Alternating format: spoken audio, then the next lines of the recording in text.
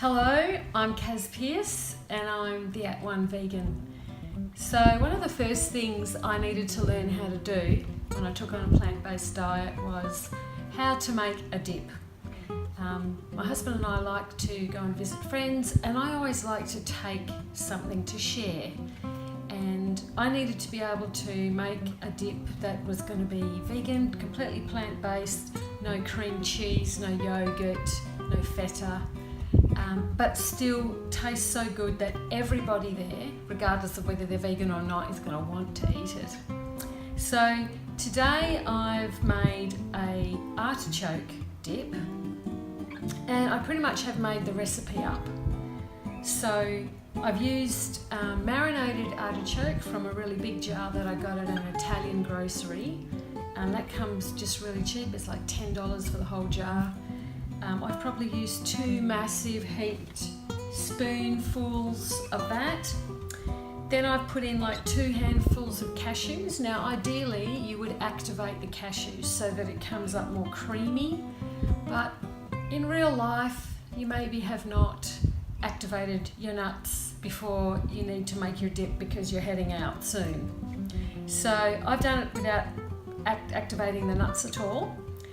The other thing I've done is, to the best of my ability, I always want to come up with ways to use leftover food. I don't want to throw stuff out if I don't have to. So we had a barbecue a few days ago, and we had still some onion that had been sliced and done on the barbie. It was just divine. So I've put a couple of big heaped tablespoons of that in. I've used probably 2 really heaped teaspoons of garlic. I've also used a bit of blackstrap molasses, and that's awesome for vegans because it gives you a good dose of iron, and for a dip like this it's going to give that lovely undertone of sweetness. And the other thing that I would have put in would have been vegan mayonnaise, and I would have probably put 2 massive heaped tablespoons into this food processor that I have.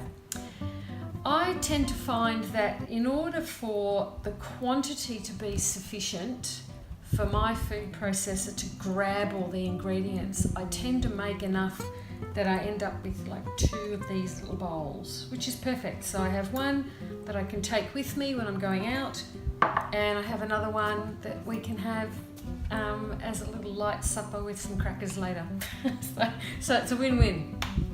Okay, so pretty much that's all I've done today. Whizzed it up, and it's turned out really well. I tend not to really strictly measure ingredients. I tend to put stuff in, and then I might add stuff depending on the consistency or the flavour that I'm going for. With this, I didn't add the mayonnaise and the blackstrap molasses until everything else was kind of brought to a paste. And that's just because if you add too many liquidy things straight up, then the blades will never actually get to deal with the nuts down to a paste. So you kind of got to keep it a little bit dry to start with, and then add the liquid-y things, I suppose. So yes, it's turned out really well, and I probably will post the recipe on my blog. Thanks so much.